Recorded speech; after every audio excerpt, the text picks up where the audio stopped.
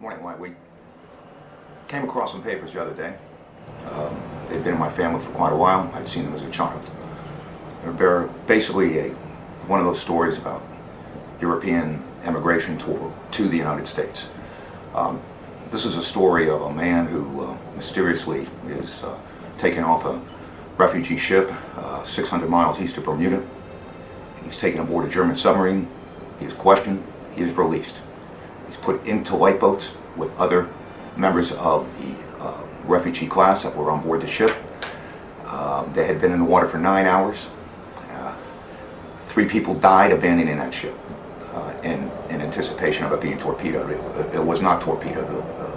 The orders came through, since she was a Portuguese registry, to allow her to pass. She was neutral flag. So this gentleman was promptly arrested by the FBI when he landed in Philadelphia, for obvious reasons. Quite strange. British subject, captured, released. Doesn't make any sense. He's put aboard a train due to the fact that he had been born in Canada, and handed over to the officials there. He was released about 5 days later, appeared on a radio show, or was heard on a radio show. It was called Camillo, Perez, the Mystery Man. This is a copy of a New York Times article from Thursday, June 1st, 1944. The focus right here, what we're looking at, is U-boat halts. Refugee ship takes off 2 Americans. Basically, the ship was stopped 600 miles east of Bermuda, and they were boarded by a U-boat captain, appeared to be 28 years of age, and he came aboard with an armed sailor and said he intended to take Camillo Perez, 24, a native of Canada and a British subject. Perez was taken aboard the submarine, but later was returned to the ship. Strange. Returned to the ship. This is from the Montreal Daily Star, June 1st, 1944. Here we have a follow-up article. Refugees depict the horror when halted at sea by a U-boat. Apparently they were forced into the lifeboats for 9 hours while they sought permission or orders from Berlin relevant to whether or not to sink the ship. This is Grandy Perez, whose arrest was demanded by the German U-boat skipper. He was placed in the hands of MD4 officers when he stepped off the train from the United States. He was a prisoner on the U-boat before he was released after his papers were confiscated. So he's a real mystery. I don't understand it. British subject, but released. I can give you some more information on this. Here's what we know. He was born in 1919 to a Spanish immigrant who was in Canada at the time working on a railroad. So he was there for work. Brought his family, had some children there. He became one of 6 children. At an early age, the family moved to New York, and within several years, the father left the family and took off for Argentina. The mother, with 3 young boys, the rest of the children were old enough to stand on their own, because she had no one, returned to Spain. They went to northern Spain, Galicia. This is north of Portugal. They speak a dialect called Gallego.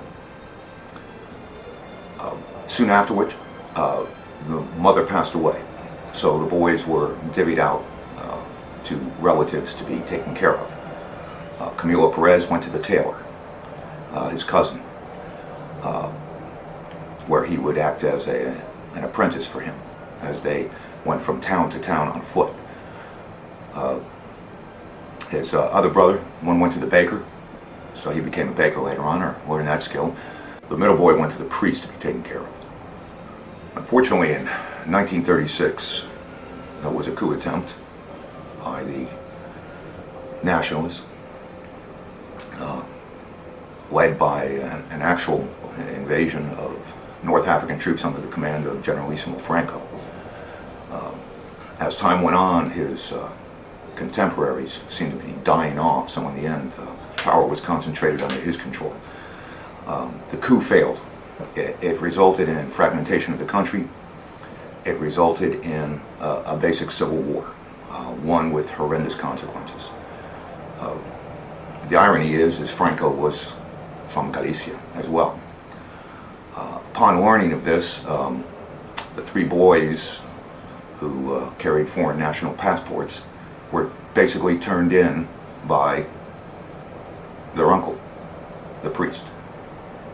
Camillo endured 3 years in the trenches around Madrid.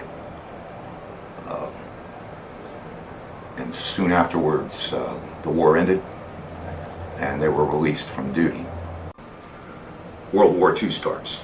Spain remains neutral. However, Franco recalls the troops. Camillo Perez will have nothing to do with this. He basically slips across the border into Portugal and proceeds to get a job for a tailor working in the back for 2 years.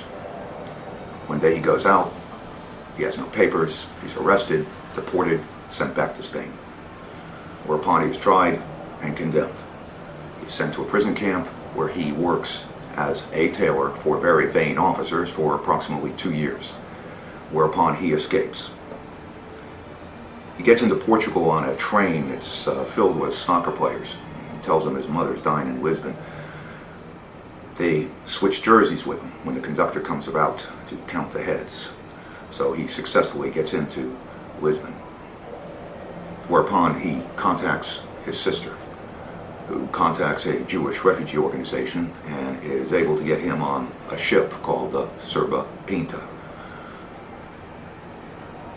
He gets on the ship,